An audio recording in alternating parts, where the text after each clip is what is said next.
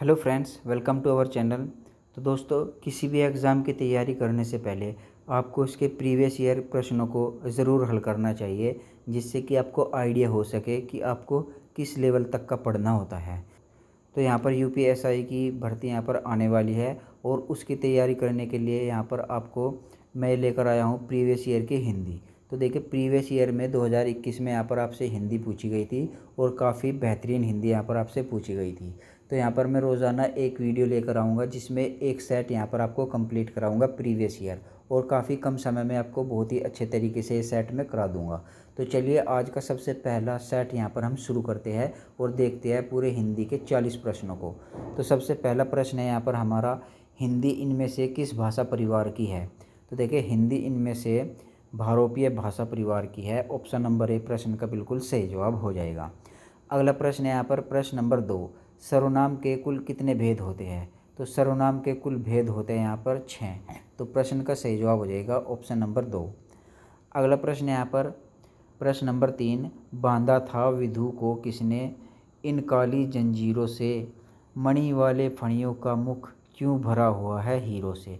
इसमें यहाँ पर हमको अलंकार बताना है। तो देखिए, इसमें यहाँ पर कुछ अतिशयोक्ति वाली बात यहाँ पर कही गई है। तो ऑप्शन नंबर 3 इस प्रश्न का सही जवाब हो जाएगा, अतिशयोक्ति। अगला प्रश्न है यहाँ पर प्रश्न नंबर 4, बीती भारी जागरी, अंबर पनघट में डूब रही, तारा घट उषा नागरी। तो ये काफ़ी आसान प्रश्न यहाँ पर दिया गया है। अंबर पनघट, जिनमें यहाँ पर योजक चिन्ह आ जाता है ना, तो ये ज़्यादातर यहाँ पर रूपक अलंकार के ही उदाहरण होते हैं। तो इस प्रश्न का सही जवाब है ऑप्शन नंबर 3, रूपक अलंकार। अगला प्रश्न है यहाँ पर प्रश्न नंबर 5, इनमें से भूगोल का विलोम क्या हो जाएगा। तो भूगोल का विलोम यहाँ पर हो जाएगा खगोल। ऑप्शन नंबर ए प्रश्न का सही जवाब हो जाएगा। अगला प्रश्न है यहाँ पर प्रश्न नंबर 6, निम्न में से सही शब्द कौन सा है। तो देखिए, कृतघ्न, कीर्तिघ्न, कृतघ्न या फिर इनमें से कोई नहीं, कौन सा यहाँ पर बिल्कुल सही जवाब हो जाएगा। तो देखिए, कृतघ्न जो है ये यहाँ पर बिल्कुल सही जवाब हो जाएगा ऑप्शन नंबर ए। कृतघ्न की वर्तनी ऐसे ही यहाँ पर लिखी जाती है। ठीक है। अगला प्रश्न यहाँ पर प्रश्न नंबर 7, प्रेमचंद इनमें से किस पत्रिका के संपादक थे। तो प्रेमचंद जो थे वो हंस पत्रिका के संपादक थे। ऑप्शन नंबर 4 प्रश्न का बिल्कुल सही जवाब हो जाएगा। अगला प्रश्न यहाँ पर प्रश्न नंबर 8, इनमें से बादल का पर्यायवाची क्या है। तो देखिए, बादल का पर्यायवाची जो होता है वो नीरद होता है। तो ऑप्शन नंबर 1 प्रश्न का सही जवाब हो जाएगा। अगला प्रश्न यहाँ पर प्रश्न नंबर 9, इनमें से शुद्ध शब्द कौन सा है।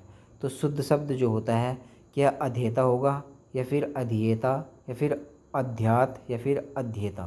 तो अध्येता किस तरीके से बनता है। तो प्रश्न का सही जवाब हो जाएगा ऑप्शन नंबर 1 अध्येता। अध्येता की वर्तनी ऑप्शन नंबर 1 में बिल्कुल सही लिखी गई है। अगला प्रश्न यहाँ पर प्रश्न नंबर 10, इनमें से कौन सा शब्द शत्रु का पर्यायवाची है। तो देखिए, शत्रु का जो पर्यायवाची होता है वो अरि होता है। ठीक है, अरि शत्रु का ही पर्यायवाची शब्द होता है। अगला प्रश्न है यहाँ पर प्रश्न नंबर 11, इनमें से किस उपन्यास की पृष्ठभूमि आंचलिक है। तो देखिए, आंचलिक पृष्ठभूमि जो है वो मैला आंचल की उपन्यास की पृष्ठभूमि है। ठीक है। तो ऑप्शन नंबर 3 प्रश्न का बिल्कुल सही जवाब हो जाएगा। अगला प्रश्न यहाँ पर प्रश्न नंबर 12, आदरक का तद्भव क्या होगा। तो देखिए, आदरक अपने आप में एक तत्सम शब्द है और इसका तद्भव यहाँ से हमसे पूछा गया है। तो आदरक का तद्भव जो होगा वो अदरक हो जाएगा। ऑप्शन नंबर 1 प्रश्न का सही जवाब है। अगला प्रश्न यहाँ पर प्रश्न नंबर 13, रीतिकाल को श्रृंगार काल इनमें से किसने कहा है। तो रीतिकाल को श्रृंगार काल जो कहा है वो विश्वनाथ प्रसाद मिश्र ने कहा है। तो ऑप्शन नंबर 2 प्रश्न का बिल्कुल सही जवाब हो जाएगा। अगला प्रश्न है यहाँ पर प्रश्न नंबर 14, इनमें से कौन सा तत्सम शब्द है। तो देखिए, तत्सम शब्द यहाँ पर हमसे पूछा गया है। तो अंक जो है तत्सम शब्द हो जाएगा। अंक का तद्भव क्या हो जाएगा, गोद। तो प्रश्न का सही जवाब क्या हो जाएगा ऑप्शन नंबर 3 अंक। अंक अपने आप में तत्सम शब्द है। अगला प्रश्न यहाँ पर प्रश्न नंबर 15, इनमें से हिंदी के प्रथम सूफी कवि कौन है। तो हिंदी का प्रथम सूफी कवि जो है वो मुल्ला दाऊद है। मुल्ला दाऊद ने किसकी रचना की थी, एक लोर कथा इसने लिखी थी, चंदायन। ठीक है। तो चंदायन जो है मुल्ला दाऊद की ही रचना है, जो कि प्रथम सूफी कवि माने जाते हैं हिंदी के। तो प्रश्न का सही जवाब हो जाएगा ऑप्शन नंबर 3।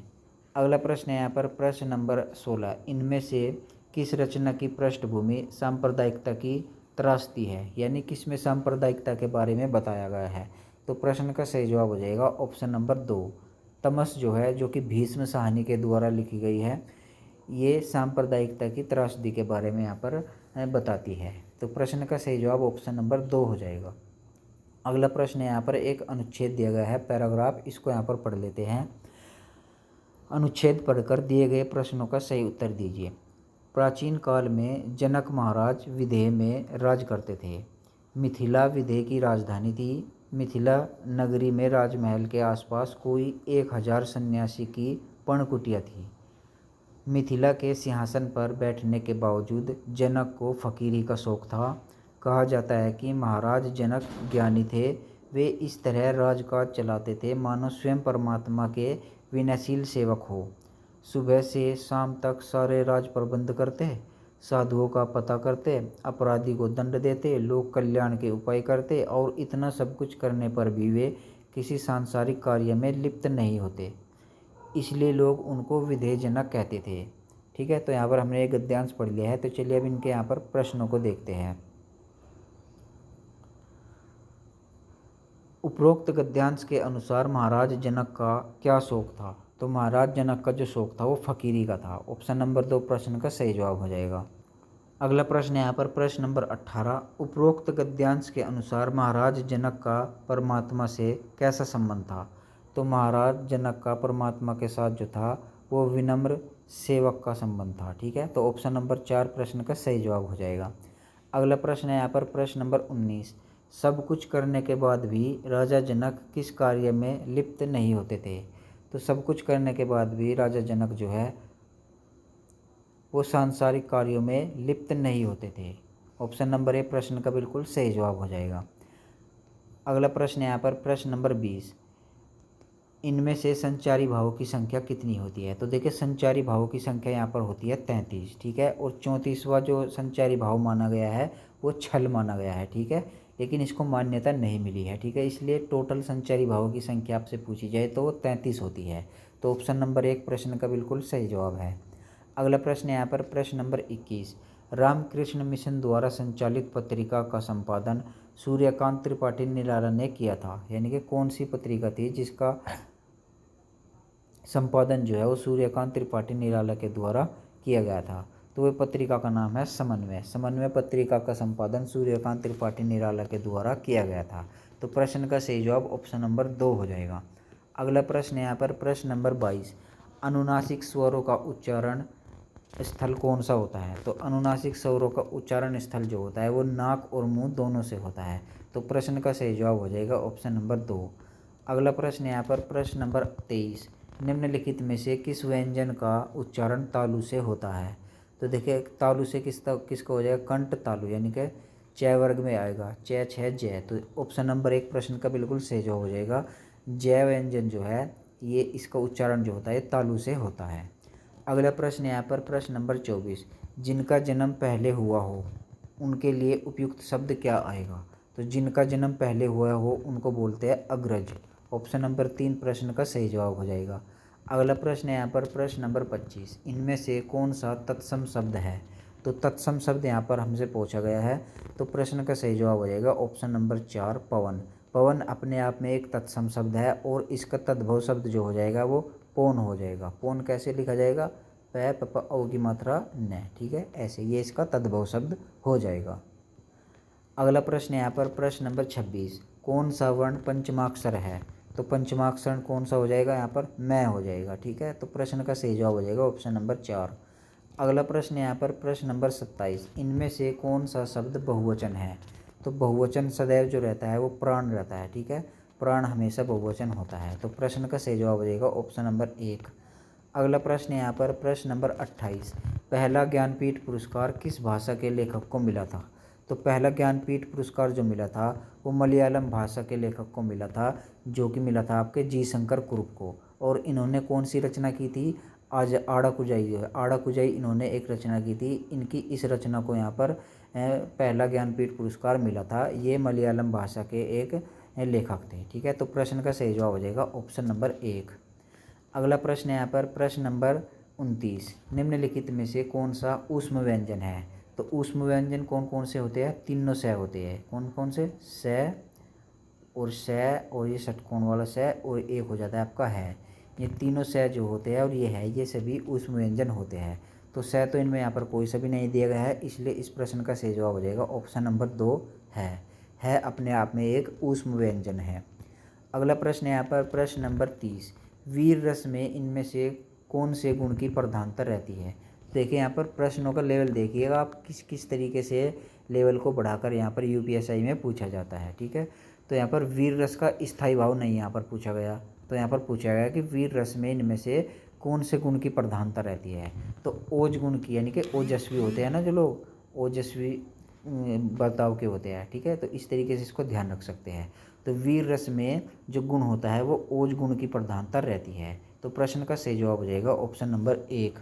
अगला प्रश्न है यहाँ पर प्रश्न नंबर 31, इनमें से कौन सा शब्द नदी का पर्यायवाची नहीं है। तो नदी का पर्यायवाची यहाँ पर आपदा हो जाएगा। ठीक है, आपदा जो है नदी का पर्यायवाची नहीं है। बाकी निम्नगा, सरिता, आपगा ये सभी नदी के पर्यायवाची है, लेकिन आपदा जो है ये अपने आप में एक विपत्ति है। ठीक है, विपत्ति का ही मतलब होता है। तो आपदा नदी का पर्यायवाची नहीं है। अगला प्रश्न है यहाँ पर प्रश्न नंबर 32, मागधी अपभ्रंश से संबंधित भाषा इनमें से कौन सी है। तो देखिए मागधी अपभ्रंश जिसको बिहारी हिंदी के अंतर्गत आती है। तो देखिए यहाँ पर आपको कितना कठिन यहाँ पर प्रश्न पूछा गया है। मागधी अपभ्रंश से संबंधित भाषा यहाँ पर पूछी गई है। तो बांग्ला जो है वो मागधी अपभ्रंश से संबंधित भाषा है। ठीक है, अवधि नहीं है, अवधि यहाँ पर आपकी हो जाती है अर्धमागधी अपभ्रंश से। ठीक है, और ब्रज और बांगुर ये आपकी शौरसेनी अपभ्रंश से हो जाएगी। ठीक है, तो प्रश्न का सही जवाब हो जाएगा ऑप्शन नंबर 3 बांग्ला। अगला प्रश्न है यहाँ पर प्रश्न नंबर 33, भारत में भाषा के आधार पर सर्वप्रथम किस राज्य का गठन हुआ था। तो भारत में भाषा के आधार पर जो सबसे पहले गठन हुआ था वो आंध्र प्रदेश का हुआ था। ऑप्शन नंबर 1 प्रश्न का बिल्कुल सही जवाब हो जाएगा। अगला प्रश्न यहाँ पर प्रश्न नंबर 34, हिंदी में मूलतः वर्णों की संख्या कितनी है। तो हिंदी में मूलतः वर्णों की संख्या जो हो जाएगी वो टोटल हो जाती है आपकी 52। ठीक है, बहुत ही आसान प्रश्न है, सभी को इसके बारे में पता होगा। अगला प्रश्न यहाँ पर प्रश्न नंबर 35, परंपरा से चली आ रही बात के लिए उपयुक्त एक शब्द कौन सा है। तो परंपरा से चली आ रही बात के लिए उपयुक्त शब्द जो होगा वो हो जाएगा आपका अनुश्रुति। ठीक है, अनुश्रुति उसको कहते हैं जो कि परंपरा से चली आ रही बात होती है। तो प्रश्न का सही जवाब हो जाएगा ऑप्शन नंबर 2। अगला प्रश्न यहाँ पर प्रश्न नंबर 36, नाक का बाल होना मुहावरे का क्या अर्थ है। तो नाक का बाल होना यानी कि अधिक प्यारा होना। तो प्रश्न का सही जवाब हो जाएगा ऑप्शन नंबर 3, अधिक प्यारा होना, नाक का बाल होना मुहावरे का अर्थ होता है। अगला प्रश्न यहाँ पर प्रश्न नंबर 37, चंदायन इनमें से किस लोर कथा पर आधारित है। तो देखिए चंदायन जो है ये मुल्ला दाऊद के द्वारा पूछी गई थी और ये किस लोर कथा पर आधारित है, ये चनैनी लोर कथा पर आधारित है। इसमें लोर और चंदा, ठीक है, लोर एक नायक होता है और चंदा एक नायिका होती है। ये दोनों आपस में प्रेमी और प्रेमिका होते हैं। तो चंदा जो होती है इसकी प्रेमिका, इसको सांप के द्वारा काट लिया जाता है, जिसके बाद गरुड़ के द्वारा उसको ठीक कराया जाता है। ठीक है, ये इस कहानी में यहाँ पर ये थोड़ा सा सार दिया गया है।